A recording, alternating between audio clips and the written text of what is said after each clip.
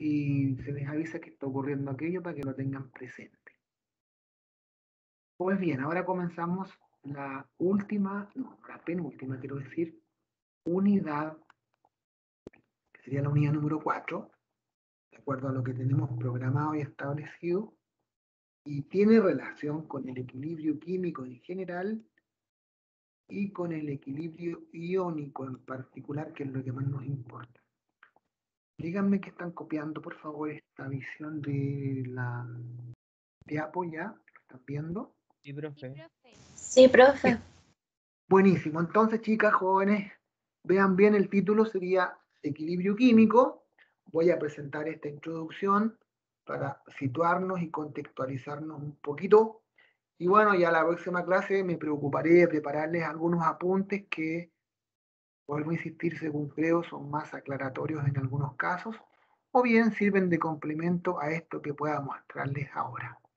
Por supuesto que los apuntes que vimos delante, más esta presentación, me encargaré de que quede a disposición de ustedes en la plataforma a más tardar hoy en la tarde o mañana.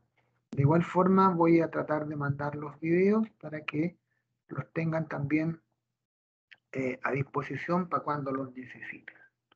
Bien, entonces el equilibrio químico, ¿cierto? Es una cuestión bien específica de la química y uno habla de un estado de equilibrio, de un momento del equilibrio, que es como un estado del sistema.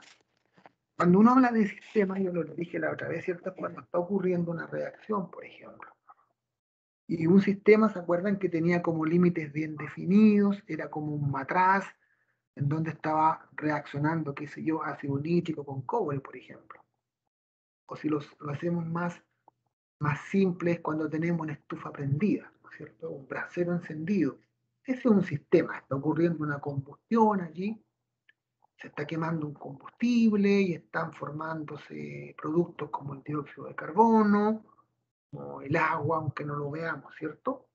Y se está generando energía. Entonces, cuando uno habla de sistema, se refiere a eso. Y claro, el equilibrio químico entonces es un estado del sistema en donde desde afuera, a nivel macro, no se observan cambios a medida que pasa el tiempo, a medida que transcurre el tiempo. Pero esto es un estado de calma aparente nada más. Uno cree que no está pasando nada. Porque claro, de afuera no ve nada. Uno está viendo, ¿cierto?, cómo reaccionan dos sustancias en un matraz. Llega un momento en que parece que la reacción se detiene, ¿cierto? Ya vimos que era cuando se agotaba el reactivo limitante, ¿no es cierto?, nos sobraba un poquito de exceso y todo eso. Pero eso es relativo. ¿Por qué? Porque en el equilibrio químico pasa esto. Fíjense una reacción cualquiera, A más B igual C más B, que ya conocemos. Si hacemos una gráfica en donde acá a la izquierda, en el eje Y, ponemos la concentración de las sustancias en moles por litro. De aquí en adelante, la concentración que vamos a usar es molaridad, moles por litro. ¿Ya? Esa es la que nos va a interesar. Se pone entre corchetes a veces. Entre un par de corchetes significa concentración moles por litro. Y acá, en el eje X, tenemos, ¿cierto?, el tiempo, que puede ser en segundos, puede ser en minutos, puede ser en horas, en días, en lo que uno quiera. Tenemos dos curvas, fíjense. Esta curva que parte desde un punto determinado y va desapareciendo con el tiempo, corresponde a los reactivos. Y esta curva que parte de cero y va apareciendo y va creciendo con el tiempo corresponde a los reactantes. ¿Ya? Entonces, el equilibrio químico, que es decir, este que va apareciendo, corresponde a los productos, ¿cierto? Eso que se dice, productos. Y esta de los reactantes. Productos aparecen, reactantes desaparecen. Bien. El equilibrio químico es el estado al que llega cualquier reacción química de tipo reversible. Si no existe intervención externa, como por ejemplo un cambio de temperatura, un cambio de presión, qué sé yo, y en el cual se observa que las cantidades relativas de las sustancias, tanto de productos como de reactantes, ¿no es cierto?, permanecen constantes. En el estado de equilibrio químico, las concentraciones de las sustancias participantes no cambian con el tiempo y de igual forma lo podemos comparar como ocurre en un estado aislado. ¿Ya? Entonces, vuelvo a repetir. Esta curva que parte de cero y va creciendo conforme pasa el tiempo corresponde a los productos que se van formando. Y esta curva que parte de un punto determinado, de una concentración determinada y que va desapareciendo conforme pasa el tiempo, corresponde a los reactantes. Entonces, cuando pareciera que la reacción se detiene y no ocurriese nada desde afuera y la concentración de productos y de reactantes no cambia, se habla de estado de equilibrio, tiempo de equilibrio, tiempo de equilibrio. Y allí hay una constante que relaciona esto, que relaciona la concentración de los productos y la de los reactantes en ese momento del equilibrio. Esa es la idea más o menos general para esto. Entonces, una vez que se inicia cualquier reacción química, puede o pueden presentarse dos situaciones distintas. ¿Ya?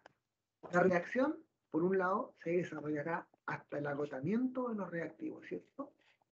O bien transcurrir hasta un momento en donde, aun cuando existan reactivos en cierta cantidad, la reacción aparentemente se detiene. Que el comportamiento sea de una forma o de otra va a depender de la llamada constante de equilibrio de la reacción. Cuando este valor de constante es muy alto y la reacción ocurre hasta que se agotan los reactivos, ¿cierto? Nos hallamos en el caso de las reacciones irreversibles, es decir, que van, ¿no es cierto?, de un lado a otro y no se revierten, no se vuelven. El segundo caso es el de las reacciones reversibles, en donde la reacción llega a un estado de equilibrio y se puede devolver. Puede, ¿no es cierto?, a partir de los productos que se han formado, nuevamente formarse los reactantes que han dado inicio a ella. Entonces, no obstante, aquí un sistema químico en equilibrio pareciera que no se modifica con el tiempo, esto no implica que no esté ocurriendo ningún cambio. Realmente, los reactivos se combinan para formar productos, pero se llega a un momento en que la cantidad de productos que se ha formado es lo suficientemente grande como para que ellos reaccionen entre sí, devolviendo la reacción, volviendo a formar los reactivos iniciales. Y en sí, transcurren de manera simultánea dos reacciones. Una reacción de izquierda a derecha que es la directa y una reacción de derecha a izquierda que es la inversa o indirecta. El equilibrio o el estado de equilibrio se alcanza cuando los reactivos se transforman en productos con igual velocidad en que los productos se vuelven a transformar en reactivos. Así entonces, la velocidad de la reacción directa es igual a la velocidad de la reacción indirecta o inversa. Eso es lo que dice la teoría. No se preocupen por tanta teoría. Ahora nos interesa hablar de la constante de equilibrio KE. Y esta constante de equilibrio nos permite cuantificar, darle un número, darle un valor a ese momento del equilibrio. Y ese valor está dado por la cantidad de productos y la cantidad de reactivos que existe en este tiempo de equilibrio. ¿Cuánto hay de esto? ¿Cuánto hay de esto otro? Yo divido la concentración de los productos en la concentración de los reactantes, me da un valor y cuantifico el estado, ¿cierto? Que me lo dice la constante. Esa es la idea fundamentalmente. Entonces, cuando se alcanza el estado de equilibrio, las concentraciones de reactivos y de productos se encuentran en una relación numérica constante. Experimentalmente se comprueba que la Concentración de las sustancias implicadas en un sistema en equilibrio se encuentran relacionadas con la siguiente expresión matemática. Una reacción A más B igual C más D. Acuérdense que A chiquita y B chiquita y C chica y B minúscula son los coeficientes, que son números enteros o fraccionarios. A y B mayúsculas son los reactivos, C y D mayúsculas son los productos. Por tanto, la constante es, incluso algunos la definen así, fíjense. Escuchen cómo la definen en los libros. Es la razón o cociente entre el producto de la concentración de los productos elevado a sus exponentes y el producto de la concentración de los reactantes elevado a sus coeficientes. Dije que de aquí en adelante esta expresión entre corchetes significa concentración moles por litro, molar, de aquí en adelante, molar. ¿Estamos de acuerdo? Eso es lo importante. Si nos dan gramos en litro, lo cambiamos a molar. Si nos dan masa o volumen, lo cambiamos de alguna forma a molar. Generalmente damos en molar y se acaba la historia. Bueno, como aquí se ha hablado de velocidad, se da paso y se involucra un poco a lo que se conoce en química como cinética. La cinética química es un área, ¿no es cierto?, de esta disciplina que se encarga de estudiar las velocidades de reacción. Es decir, cómo varía la velocidad de una reacción bajo condiciones variables, cambios de temperatura, cambios de presión, y qué eventos moleculares se efectúan durante la reacción en general. Entonces, la cinética química, ¿no es cierto?, tiene que ver con qué tan rápido ocurre una reacción. Veámoslo así. La velocidad de reacción es el cambio de la concentración de un reactante o de un producto a través del tiempo. Así, si tengo una reacción de A que pasa a B, A reactivo, B producto, yo puedo expresar la velocidad de reacción en dos formas, en función del reactante A o en función del producto B. Si lo hago en función del reactante, digo, velocidad se expresa cómo varía, eso significa delta, la concentración del reactivo A en un lapso de tiempo. Por ejemplo, tengo entre el segundo 3 y el segundo 5. Tenía 2 molar, después pasó a 1,8 molar. Entonces va a ser 2 menos 1,8, ¿cierto? Partido en 5 menos 3, 2. ¿Y por qué lo pongo como negativo? Porque como estoy hablando de el reactante, se supone que a través del tiempo la concentración va disminuyendo. Por eso es solamente una cuestión simbólica para hacer la diferencia. Y la expreso en función del producto, yo puedo, ¿no es cierto?, hacer aparecer velocidad, variación de la concentración del producto B en un intervalo de tiempo. Por ejemplo, en el minuto 3 tenía 2 moles, minuto 5 tenía 2,8 moles. ¿Cierto? Porque van apareciendo, van formándose. Cambio acaba decreciendo. Minuto 3 tenía 2 moles, minuto 5 tenía 1,8 moles. Cambio acá, minuto 3 tenía 2 moles, minuto 5, 3 moles, subí, ¿no es cierto? En función del tiempo. Esa es la idea. Se pone positivo porque se trata de que la concentración del producto en el tiempo va subiendo, va apareciendo, va formándose más. Así podemos expresar la expresión de la velocidad de una reacción. Cómo varía la concentración de la sustancia respecto al tiempo. Eso así se define la velocidad de reacción. Y veámoslo aquí en este monito, es mucho más bonito. Fíjense bien. Tenemos, ¿cierto?, instante cero, por ejemplo, ya pongamos que son minutos. Minuto 10, minuto 20, minuto 30, minuto 40, minuto 50, una hora. ¿Ven? Entonces, piénsenlo cómo va este cuento. Esta gráfica, ¿ven?, muestra, por ejemplo, estas moléculas negritas que están en el instante cero. ¿A qué corresponderán? A ver, díganme. Producto reactante, instante cero. El instante cero que tengo, reactante, ¿cierto? Reactante. Entonces van pasando unos minutos, 10 minutos, por ejemplo. ya empieza a desaparecer un poco reactante y empieza a aparecer producto. Minuto 20, desaparece más reactante, aparece más producto. Y así sucesivamente. ¿Se fijan? Entonces, aquí paramos la cuestión y decimos, se acabó la reacción. Pareciera que se acabó, pero no. Hay concentración de las dos sustancias, ¿viste? Todavía queda reactante y queda producto. Y llega el momento en que estas se pueden dar vuelta. Como se juntó tanto producto, pueden reaccionar y dar vuelta al proceso. Está representado así a nivel molecular. Y bueno, aquí en dos grafiquitas, ¿no es cierto? Cómo va subiendo la concentración del producto conforme pasa el tiempo y cómo va disminuyendo la concentración del reactante conforme pasa el tiempo. Y ahí está la expresión de la velocidad de reacción en función de los reactivos en un tiempo y en función de los productos en el tiempo. Si yo, por ejemplo, viera este punto aquí, ¿no es cierto? Puedo ver cuánto tengo, cómo ha cambiado la concentración entre el segundo 10 y el segundo 20. ¿Ven? Tengo, por ejemplo, 10 moles por litro, por decirlo así, 10 moles por litro de sustancia.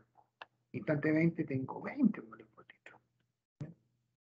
Va subiendo. O el número de moléculas. Lo puedo ver en términos moleculares. Y si lo veo con reactivo, por ejemplo, entre el intervalo 30 y 40, a los 30 segundos tenía, por ejemplo, 18 moléculas. Y a los 40 segundos tenía 14, tenía 12 moléculas. ¿Ven? Bajó. Yo no puedo trabajar, y aquí lo expreso acá, cambio aquí, reemplazo y cambio la velocidad en función del reactivo, en función del producto. ¿Ven que no es tan complicado? Nosotros no vamos a calcular velocidad porque no es nuestro interés. Solamente tenemos que tomarlo, ¿no es cierto?, como para poder entender lo que viene después. Eso es lo que importa. Esto es informativo fundamentalmente. Puede que en alguna pregunta ahí, ¿no es cierto?, de la alternativa les meta esto, cosa que tengan que revisar esta diapo y puedan buscar dónde diablos dijo esto, ya, y ahí buscan y ponen su alternativa que les estimen pertinente. La velocidad de reacción está conformada por la velocidad de formación y velocidad de descomposición, ¿cierto? Velocidad de formación de producto, velocidad de descomposición de reactantes. Esta velocidad no es constante, ¿ven? Porque al comienzo es más rápida. ¿Qué es lo que es más rápido, por ejemplo? Al comienzo es más rápida la desaparición de reactivos, ¿cierto? Y es lenta la aparición de productos. Y al revés, y después más tarde es más, ¿no es cierto?, más lenta la desaparición de reactivos. Y a lo mejor es más rápida la aparición de productos. A eso se refiere, ¿ven?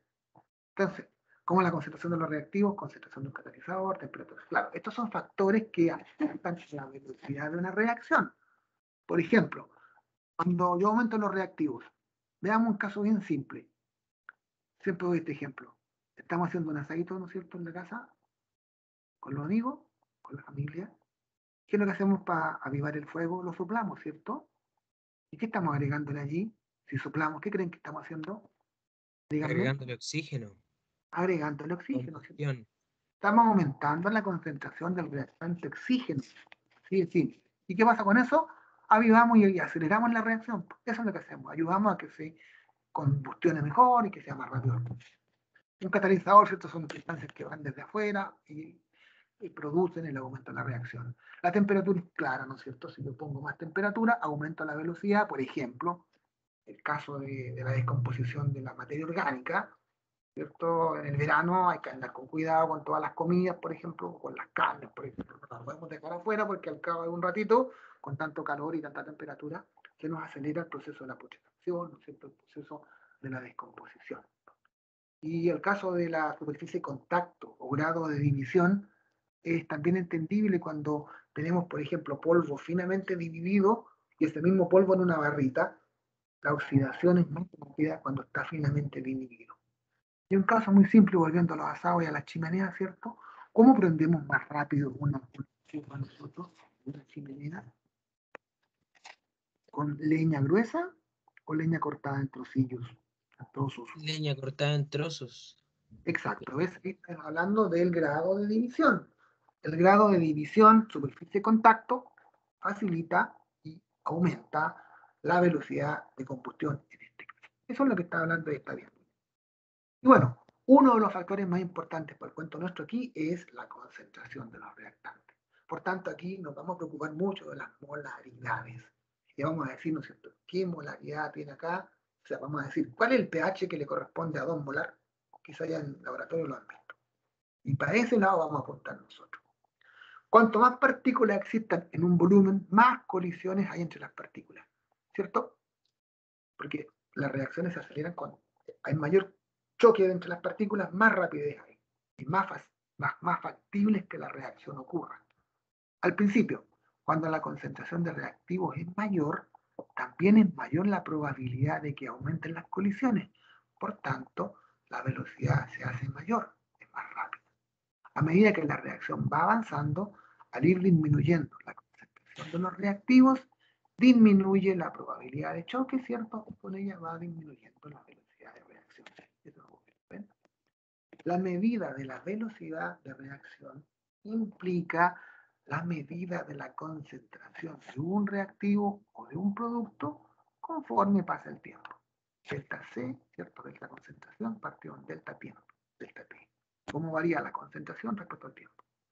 Y esto es, para medir la velocidad de una reacción necesitamos medir también la cantidad de reactivo que aparece por unidad de tiempo, o bien la cantidad de producto que aparece por unidad de tiempo. Y esto ya lo hemos dicho 2 o 3 veces a lo largo de este ratito. ¿Ven? Eso es lo que nos dice la velocidad de reacción. Así entonces, para una reacción A igual de más C, la ley de velocidad de formación es la siguiente. Velocidad de reacción, función, ¿cierto?, del reactivo A, cómo varía la concentración de A en el tiempo, por eso es negativa, o bien cómo aparece la concentración del producto B o producto C en función del tiempo. Es lo mismo, ¿ven? Se puede expresar de las dos formas. Sí, la velocidad de aparición del producto C, B, C es igual a la velocidad de desaparición del producto. ¿Sí? Así se representa entonces la velocidad, la cinética química. Interesante, ¿no? Preguntas, dudas, consultas, chicas jóvenes. Bueno, quiero dejar hasta acá, como les digo, esto es como la introducción, para que vean que también hay hartas cosas que ver, pero yo me preocuparé, ¿no es cierto?, de revisar, mejor dicho, de elaborarles unos apuntes en donde vayamos rescatando algunas cosas de las que dijimos y vayamos apuntando a lo que nos interesa. Que a lo que nos importa, ¿no es cierto?, fundamentalmente es lo que se llama equilibrio iónico. ¿Qué significa esto? Que las sustancias cuando caen al agua, por ejemplo, generan iones. Cuando cae el cloruro sodio al agua, ¿qué le pasa? Genera ion sodio y ion cloro, ¿cierto? Cuando cae el ácido clorhídrico al agua, genera ion hidrógeno, genera ion cloruro. Cuando cae el hidróxido del sodio al agua, genera ion sodio, genera ion hidroxilo. Y ese hecho de generar iones le confiere a la solución que se forma propiedades, ciertas propiedades como por ejemplo el grado de acidez, le da un pH. Si tengo 1 litro de agua, le dejo caer cloruro de sodio, al segundo litro le dejo caer ácido clorhídrico y al tercer litro de agua le dejo caer hidróxido de sodio, voy a generar un pH, cada una de las 3 sustancias. Y ese pH me va a interesar evaluarlo. Y yo tengo formas de evaluarlo. Medirlo, color, medirlo con un parámetro, con un numerito. Y así las cosas. Voy a entender que el pH de la solución de sal me va a quedar aproximadamente igual a cuánto creen ustedes, teóricamente. O el pH de la solución de ácido me va a quedar en un valor de cuánto más o menos. Eso es como uno. ¿Qué valor de pH tendré para una solución de un ácido? ¿Menor que 7? ¿Mayor que 7? Menor que 7. Menor que 7.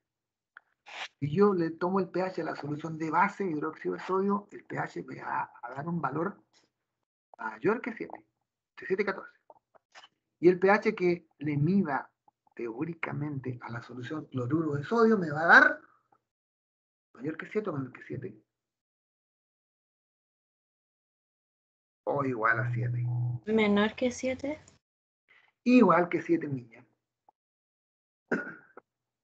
Y entonces, que me dé igual que 7 por alguna razón. Porque si yo echo cianuro de sodio, por ejemplo, ya, que otra sal, me va a dar un pH distinto, no me va a dar 7.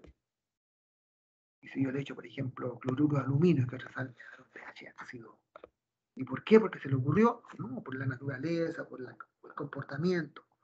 Y ahí tengo que ir viendo la cuestión, yo tengo que ir viendo qué es lo que pasa. Si yo tengo que, ¿y con qué me joden los profes a mí de química? Ah, calcule usted esta cuestión, pues si yo le echo, ¿no es cierto?, 5 gramos de ácido clorhídrico, ¿cuál es el pH a 2 litros de solución? No, tengo que hacerle un cálculo de que tengo kilos. Tengo que aplicar todas estas cosas. Y si yo, ¿no es cierto?, junto 2 ml de ácido clorhídrico, 2 normal, con 20 ml de hidróxido de sodio, 5 normal, es una mezcla de 22 ml, 2 más 20, 22. Concentraciones distintas. ¿Qué pH voy a tener? Y ahí me joden para que yo tal vez esta cuestión. Tienen que les será. Y así en la vida de la quinta. Nos encargamos de joder en la vida. Dándole esas cosas. ¿Quién ha preguntado? No sé para qué. Ellos son los encargados de respondernos a aquello. Y esto es lo que nos interesa. ¿Por qué? Porque a nuestro organismo nos llega cada cosa, le agregamos cada cuestión desde afuera. Como somos un sistema abierto, incorporamos 1000 cosas y eliminamos otras cuantas. Y allí hay cuestiones, hay sustancias, hay sistemas que se encargan de mantener estos equilibrios. Como les decía el otro día, ¿cuál es el pH sanguíneo? ¿Qué pH tiene? Valor de pH. Díganme el valor de pH. Entre 0 y 14 son la escala de pH. Buena pregunta para una enfermera y un enfermero. ¿Eh? ¿Qué pH tiene el valor de la sangre?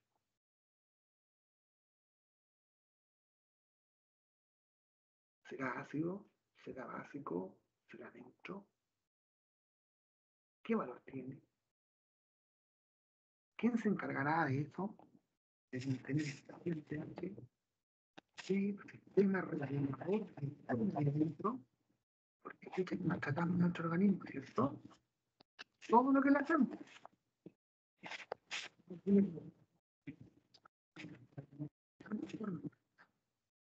Profesor, yo no le escuché. Profe, se le escucha cortado. Sí, profe, se le escucha muy mal. ¿Ahora recién se me escucha mal o ya? Todo el rato Ah, se escucha.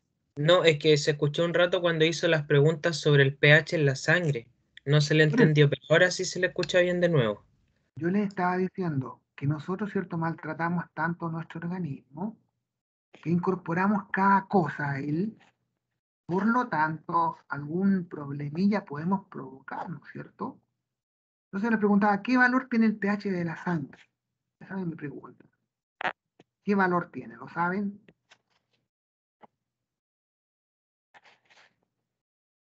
Debiese ser neutro, ¿no? Porque todo en el cuerpo está como balanceado. Entonces debe ser como entre 7 por ahí. Por ahí. ¿Alguien más tiene otro valor que pueda decir? ¿Saben ustedes cuál es el intervalo de pH en que es posible la vida? Si no me equivoco, entre 7 y 7.8. De hecho, el pH de la sangre, si no me equivoco, es 7.35, 7.40, venosa y arterial, por ahí va el valor. 7.35, 7.40, ¿ya? Y bueno, y un poco más de 7 dice la Jocelyn. No es completamente neutra, claro, tenía razón la Jocelyn, entre 7.35 y 7.40, como les digo. Y bueno, ustedes van a entender más adelante en algún ramo por allí que no se han escuchado hablar de la alcalosis metabólica y de la acidosis metabólica. Entonces, si, por ejemplo, si bajamos el valor a 7.2, ya estamos hablando de una acidosis. Y si pasamos a 7,7, por ejemplo, ya estamos hablando de una alcalosis, y ahí vienen tremendos problemas, y vienen la necesidad de compensaciones que hay, y allí hay sistemas reguladores del organismo que funcionan, ¿cierto? Manteniendo estable Así que ahí lo vamos a ir viendo. Estos son desequilibrios, dice la Yosef. Claro, son desequilibrios que se provocan. Pero ahí los van a aprender con más detalle. Yo me encargaría, ¿cierto?, de decir por qué, cuánto vale ese pH y cómo se calcula ese pH. Ahora, las razones del por qué hay los desequilibrios, bueno, para eso están estudiando el área, ¿cierto? Ya van a ver y me van a poder contestar con detalle. En el laboratorio, profe, estamos viendo eso de vimos el laboratorio que tuvimos el viernes pasado, ¿Ya? vimos lo de el equilibrio ácido-base. Perfecto, ¿ven? Eso pasa en el organismo, y en el organismo hay sistemas reguladores que son los aminoácidos, las proteínas, está el sistema del bicarbonato, está el sistema, ¿no es cierto?, del fosfato, que son los que van ahí a funcionar cuando es necesario.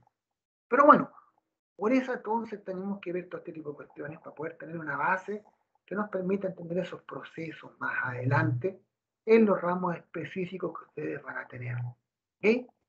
Entonces, yo me encargo de darles la base, acá nos encargamos de decir qué es el pH, cómo se calcula el pH, qué es un ácido fuerte, qué es un ácido débil, qué es una sal, qué es una hidrólisis.